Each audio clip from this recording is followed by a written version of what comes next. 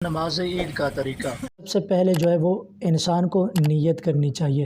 اچھا، نیت جو ہے یہ دل کے ارادے کا نام ہے۔ اگر انسان دل میں یہ ارادہ کرے کہ میں جو ہے وہ نماز عید پڑھ رہا ہوں تو اس کی نیت ہو گئی، لیکن اگر کوئی زبان سے ادا کرنا چاہتا ہے تو پھر یہ مستحسن ہے۔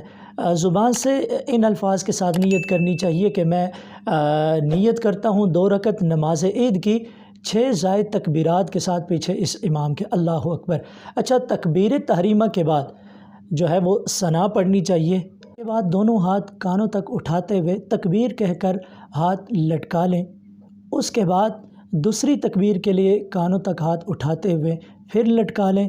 تیسری تکبیر کے لیے ہاتھ کانوں تک اٹھاتے ہوئے تیسری تکبیر کہہ کر جو ہے وہ ہاتھ باندھ لیں ناف کے نیچے۔ یہ مجموعی طور پر چوتھی تکبیر ہوگی، اور جو زائد تکبیرات ہیں ان میں سے 3 تکبیریں جو ہے وہ ہو گئیں۔ اس کے بعد امام صاحب قرات کریں گے۔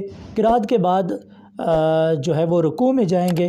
رکوع اور سجود کر کے پہلی رکعت میں پہلے قرات ہوتی، یعنی سورہ فاتحہ اس کے ساتھ سورت ملا کے کوئی، تو قرات کے بعد جو ہے وہ 3 زائد تکبیرات ہوتی ہے۔ اس طریقہ کار کے ساتھ کہ دونوں ہاتھوں کو کانوں تک اٹھاتے ہوئے تکبیر کہہ لیجئے، اس کے بعد ہاتھ لٹکائیں۔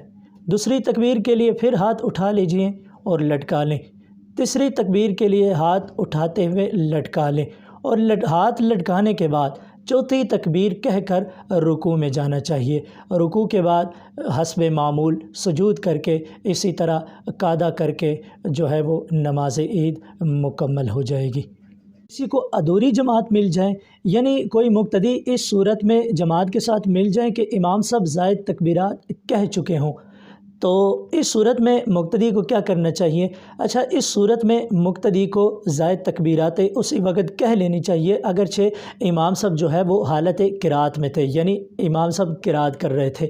اچھا، یہاں پر ایک اور مسئلہ بھی ہے کہ اگر مقتدی جو ہے اس حالت میں شامل ہوا کہ امام صاحب رکوع میں تھے، تو اس صورت میں مقتدی کو کیا کرنا چاہیے؟ اس صورت میں مقتدی جو ہے وہ رکوع کے اندر ہی اپنی زائد تکبیریں کہہ لیں۔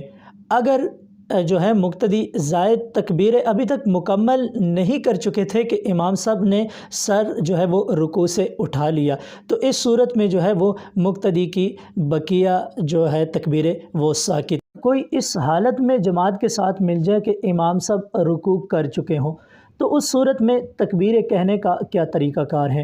تو اس صورت میں مقتدی کو تکبیریں نہیں کہنے چاہیے، یعنی کہ وہ سجود میں یا جلسہ میں تکبیریں نہیں کہہ سکتا، بلکہ جب امام صاحب سلام پھیر لیں اور وہ بقیہ نماز مکمل کرنے کے لیے کھڑا ہو جائیں، تو اس صورت میں اس وقت اسے جو ہے وہ بقیہ تکبیریں کہنی چاہیے۔ اسی طرح دوسری رکعت کا بھی یہی طریقہ کار ہے۔